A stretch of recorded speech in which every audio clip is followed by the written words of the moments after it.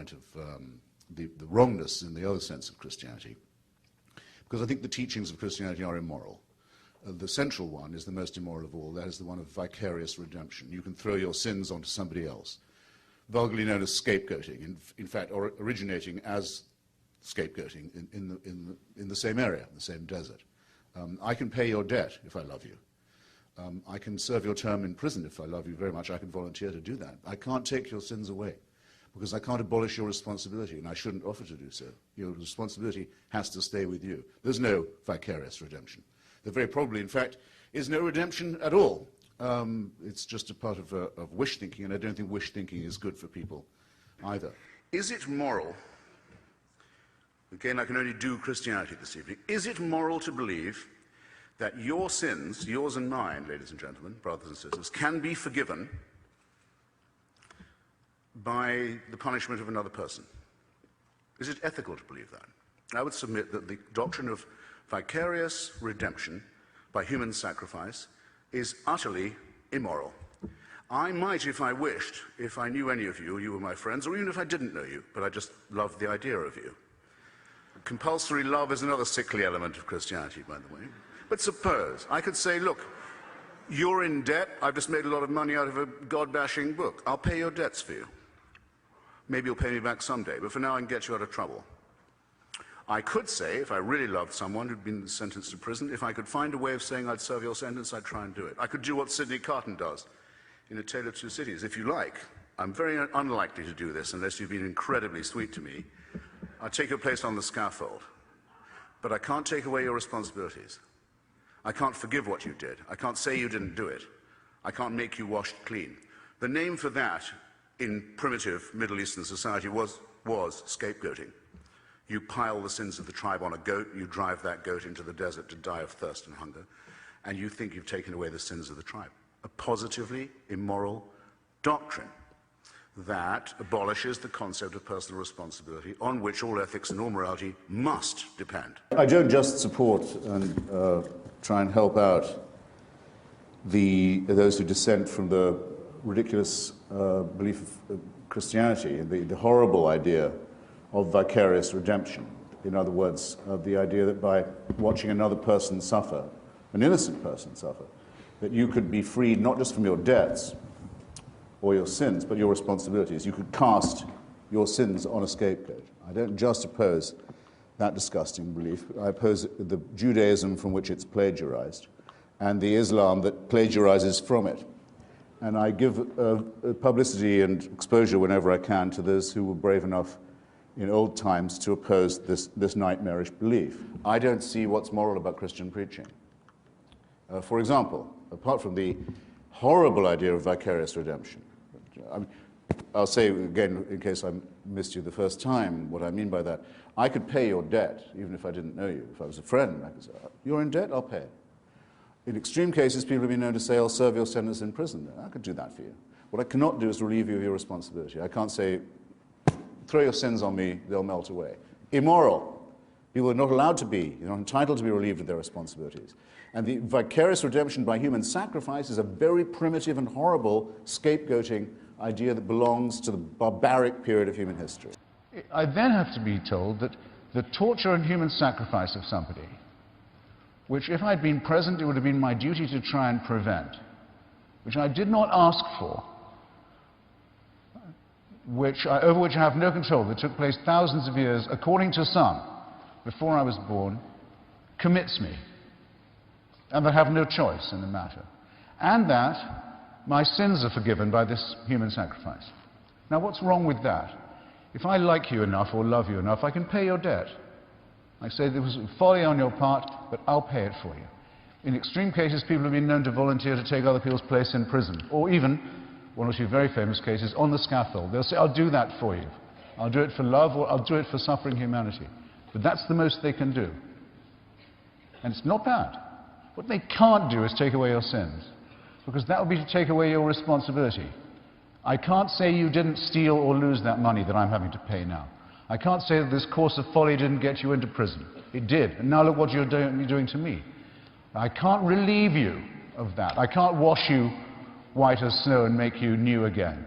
It's more than can be promised and more than should be promised. Vicarious redemption is scapegoating. It's throwing your sins onto an animal. It's an old primitive practice from the Middle East. It doesn't deserve the attention of civilized or thoughtful people. So anyway, it's pervert. Let's admit, it's kindly offered to me. I give all these objections. I think it's highly implausible. I don't really believe the story. I didn't ask for it, and having considered it, I would rather carry on living, trying to lead a decent life without it. Okay, thanks. But thanks for asking. Oh no, sorry, you didn't hear us right the first time. It wasn't an offer. You refuse it on pain of death. Excuse me, I won't be talked to in that tone of voice. Something about me. I hope something about some of you too. What was that? I'm not free to refuse this offer? You're making me an offer I can't decline. Was that a threat? Are you saying that if I turn away from this lamb's blood, from which I'm supposed to be washed, and say I don't think it will clean me, say, well, that means an eternity of torture, you know. I hope you better take that into account before you consider our offer of eternal love. No, no, no. This is North Korea. This is celestial dictatorship. This is the worship that only a slave could take part in. Now, here's what Lewis actually does say, and why because I'm not going to, I take so few occasions to praise C.S. Lewis, and let alone to defend him against Dinesh, that I'm going to insist on doing it properly. Here is what Lewis says. The alternative he gives you is not that of authenticity or otherwise, a Johnsonian, a Boswellian test at all. He says, if Jesus claims to be able to take your sins on himself, remember what we're talking about here, the to me revolting idea of human sacrifice, of vicarious redemption, of scapegoating, the idea that you can throw your sin on someone else and make him die and take your sin with him. The repulsive, immoral idea of vicarious redemption. I can pay your debt, brother, sister. I can. I will if I can. I could serve your sentence in prison if I was brave enough, or if it was allowed to me. Maybe. But I cannot take your responsibility from you, because it would be immoral to do so. You have no right to ask it of me. You can't shed that responsibility. The whole basis of morality requires that you face it and take it upon yourself. Nonetheless, Christianity offers the repulsive idea of vicarious redemption, and Lewis faces it, and this is what he says. He says, now, unless the speaker who offers that is God, this is really so preposterous as to be comic. We can all understand how a man forgives offenses against himself. You tread on my toes, I forgive you. You steal my money, I forgive you. But what should we make of a man, himself unrobbed and untrodden upon, who announced that he forgave you for treading on other men's toes and stealing other men's money? Asinine fatuity is the kindest description we should give of his conduct. This is Lewis. Yet this is what Jesus did.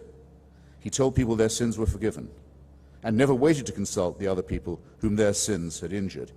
He unhesitatingly behaved as if he was the party chiefly concerned, the person chiefly offended in all offenses. This makes sense only if he really was the God whose laws are broken and whose love is wounded in every sin.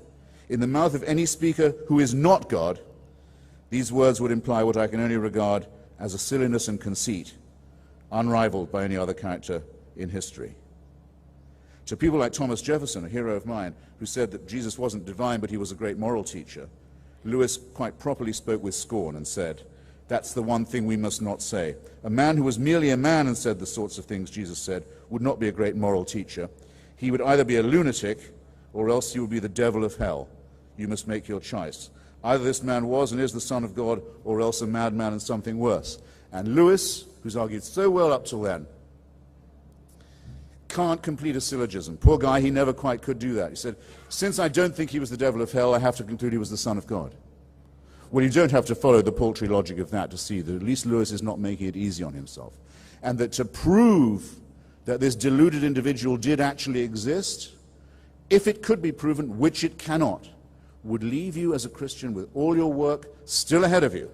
And you'd still have to face my objection, brilliantly phrased by Lewis, that the teachings of Christianity, from vicarious redemption to the love of enemies, no thought for the morrow need be taken, that no thrift or care or family or society or solidarity is necessary, that these are immoral teachings that have done and continue to inflict untold moral and physical harm on our species. And until we outgrow this nonsense, we have no chance of emancipating ourselves.